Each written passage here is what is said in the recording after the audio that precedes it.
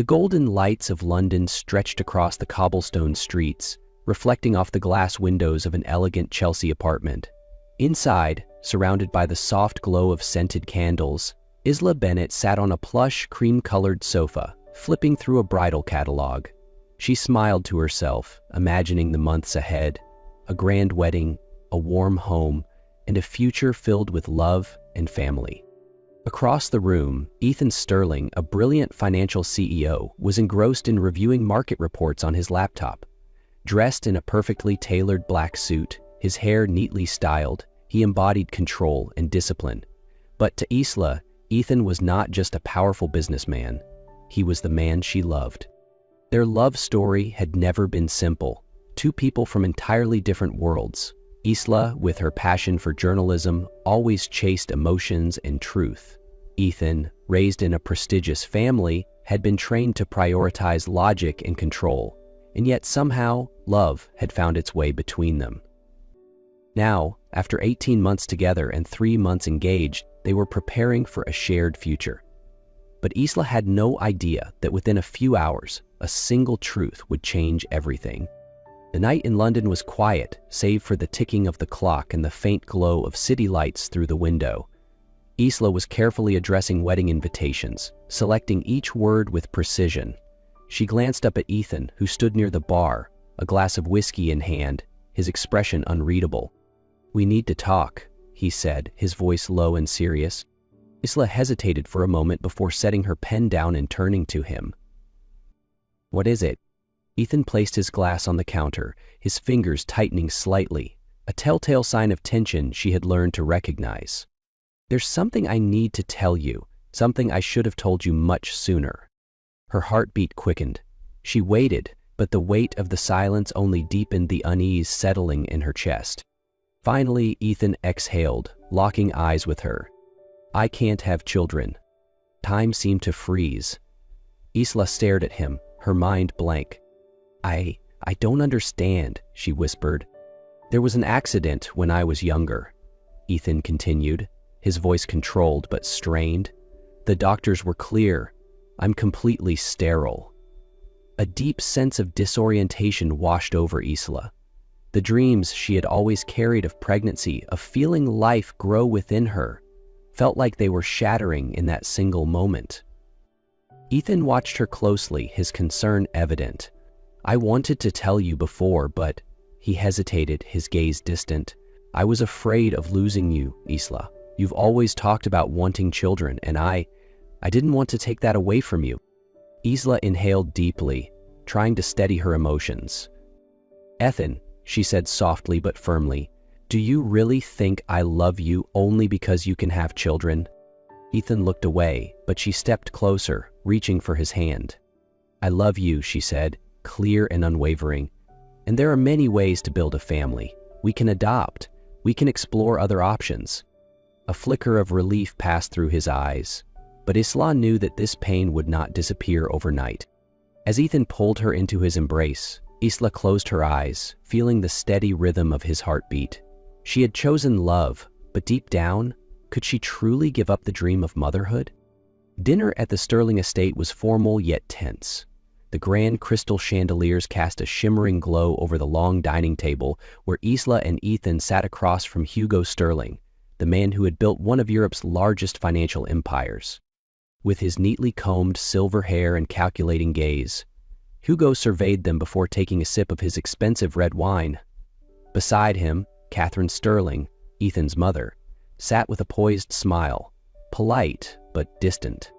"So, have you two set a wedding date?" Hugo finally asked, his tone carrying its usual authority. Ethan placed his knife down, a flicker of tension in his jaw. Isla squeezed his hand under the table before answering. "We're planning for spring," she said evenly. Hugo's brow lifted slightly. "Spring? That's 8 months away. Why such a long wait?" A heavy silence settled over the table. Isla could sense Ethan's unease, but his expression remained unreadable. "We want to ensure everything is planned properly," Ethan responded curtly, meeting his father's gaze with equal intensity. Hugo set his wine glass down and turned his sharp eyes on Isla. "Young lady, I trust you understand how much this family values tradition. The Sterling name is not just a name, it's a legacy, and a legacy needs heirs. Isla tightened her grip on her fork. I understand, she replied, her voice calm, though her palms were damp with sweat. Hugo gave a small, cold smile. Good, because after the wedding, the next logical step is children.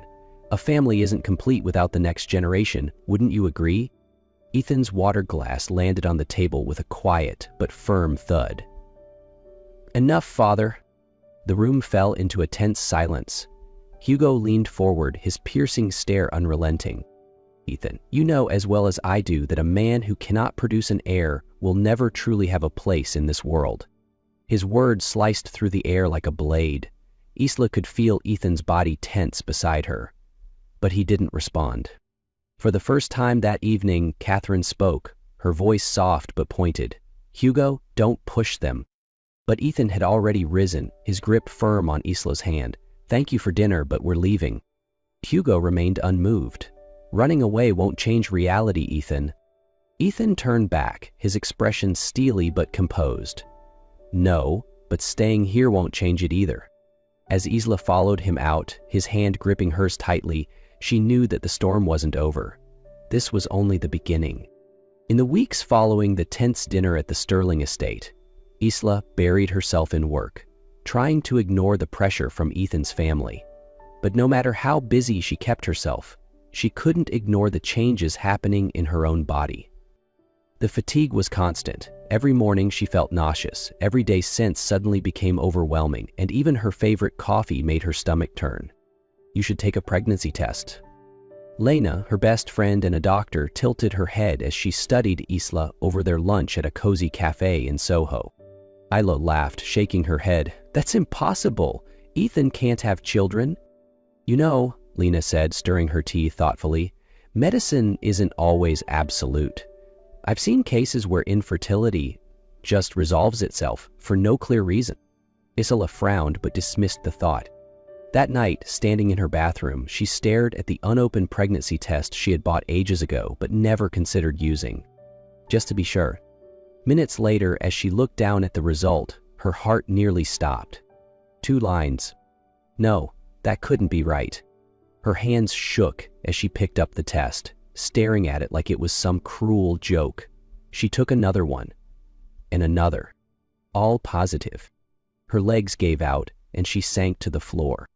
The next morning, she found herself sitting in a doctor's office, barely breathing as the older physician placed a reassuring hand on her shoulder. Congratulations, Isla, you're pregnant. She shook her head, her voice barely above a whisper.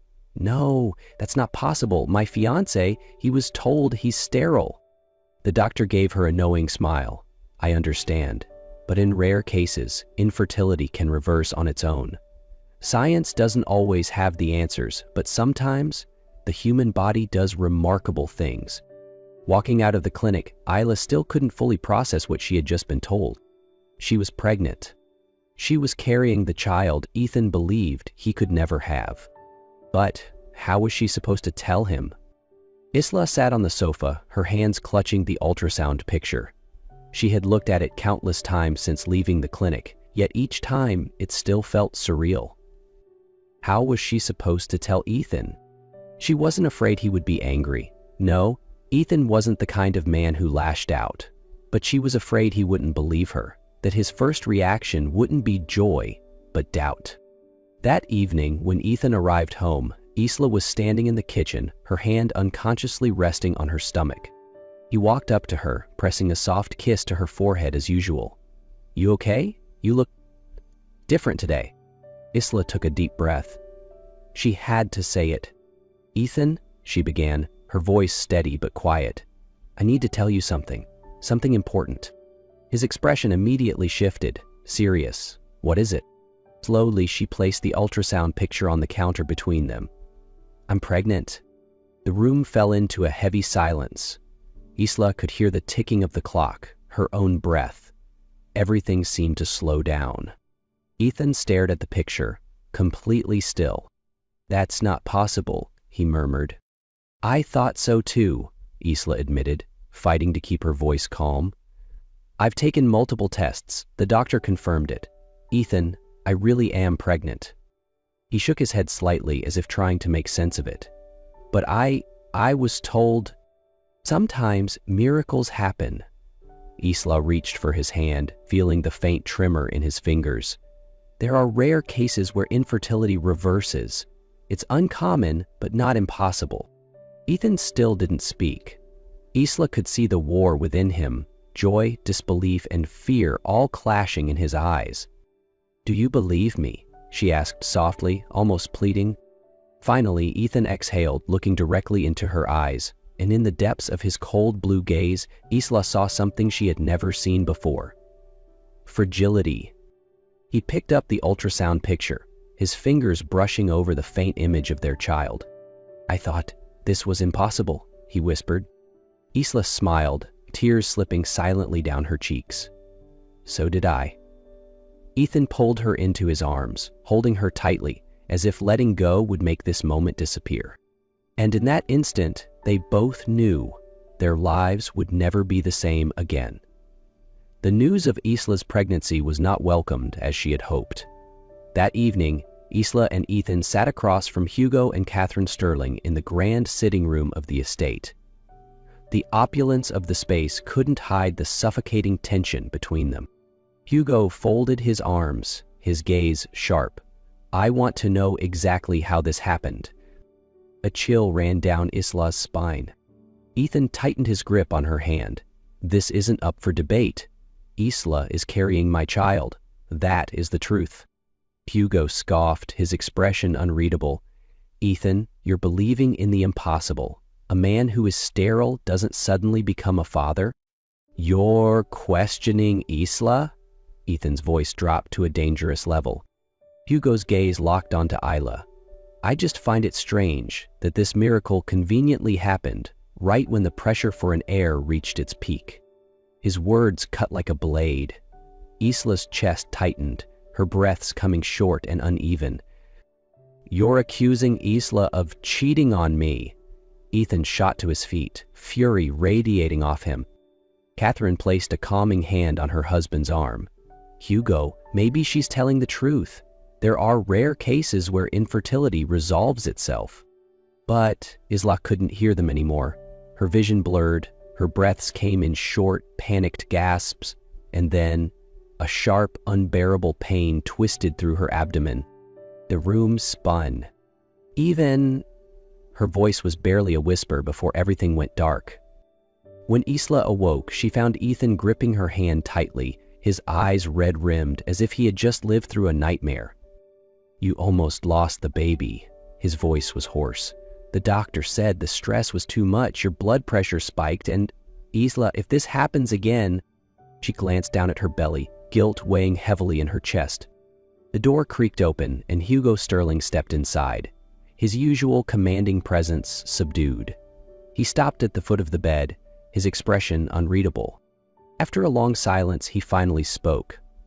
I never intended for things to go this far. Isla turned away, but you did. Hugo inhaled deeply, then met Isla and Ethan's gaze. I won't say anything else until the baby is born. The weeks that followed were filled with anxiety. Isla was placed on strict bed rest, Ethan refusing to leave her side even for a moment. Every kick from their baby was both a relief and a reminder of how fragile this miracle was. Then, on a stormy night, as thunder rumbled across London, a sharp pain twisted through Isla's abdomen. Ethan jolted awake as Isla gasped, her fingers clutching the sheets. Ethan, she panted, her water breaking across the bed. Within minutes, he had rushed her to London General Hospital. The doctors immediately prepped her for surgery, warning that her blood pressure was dangerously high and the baby was at risk. We need to operate now, the doctor said firmly. If we wait, both mother and child could be in danger. Ethan gripped Isla's hand. I'm here. I'm not leaving you. The operating room doors closed, leaving Ethan outside, just as Hugo and Catherine Sterling arrived. Hugo stepped forward, tension lining his face. What did the doctor say? She's in critical condition, Ethan said coldly. Are you happy now? For once, Hugo didn't argue. He had nothing to say. 40 minutes later, a baby's cry filled the air. The doors swung open and the doctor emerged with a small smile. "Congratulations, Mr. Sterling. It's a girl." Ethan nearly collapsed in relief. Because she was born early, their daughter was placed in an incubator, but the doctors reassured them she was stronger than they had expected. Isla was weak but awake, and when she saw their child for the first time, happy tears spilled from her eyes. "She's our miracle," she whispered. But the joy was short-lived. Hugo Sterling demanded a DNA test immediately. Days later, Ethan held Isla's hand tightly as the doctor walked in with an envelope. The tension in the hospital room was suffocating as the doctor pulled out the results and read them aloud. The results show a 99.99% match. This is, without a doubt, Ethan Sterling's biological daughter. Catherine exhaled in relief, but Isla felt a shiver run down her spine as she glanced at Hugo. He stared at the paper, his fingers tightening around it. Finally, he nodded. "I was wrong." The room fell into stunned silence. Hugo Sterling, the man who had doubted Isla from the start, had just admitted his mistake. He stepped forward toward the incubator, gazing down at the tiny but fierce baby girl, the granddaughter he had refused to believe in. "I want her to know her grandfather," Hugo said, his voice low but resolute. Isla squeezed Ethan's hand. She knew the Sterling family had finally changed. 3 weeks after Ava's birth, Isla was finally able to leave the hospital with her daughter. Ethan drove them home, one hand steady on the wheel, the other gripping Isla's. He still couldn't believe that after everything, Ava was finally in their arms. Their penthouse had transformed into a true home. The nursery completed, with warm colors, a rocking chair by the window, the place Isla had imagined this moment countless times. She gently placed Ava in her crib. The baby girl yawned softly, her bright blue eyes, so much like Ethan's, fluttered open for a brief moment before she drifted into peaceful sleep. "I still can't believe it," Ethan murmured beside her. She turned, leaning into his chest. "Believe what?" "That we have all of this. That you and Ava are mine." Isla smiled, her fingers brushing against the small plaque hanging over the crib. "Daddy's little miracle." The nursery door creaked open. Hugo Sterling stepped inside. For the first time, Isla didn't tense at his presence. Hugo slowly approached Ava's crib. "How is she?" "Stronger every day," Isla answered, her voice softer than she expected. Hugo was silent for a long moment before turning to Ethan. "I've been wrong more times than I can count." Ethan met his father's gaze. For the first time, there was no distance between them. "But now, I want to make things right." Hugo looked down at Ava, carefully touching her tiny hand, "and I want to do that as her grandfather." Isla felt Ethan's fingers tighten around hers, a silent sign that he was ready to forgive. Catherine entered a moment later, carrying a small gift. "I've kept this for a long time," she said, handing Isla a tiny velvet box. Inside, Isla found a delicate gold bracelet engraved with Ava Sterling's name. She looked up, her gaze meeting Catherine's, then Hugo's. Finally, she smiled. Because she knew this family had finally healed.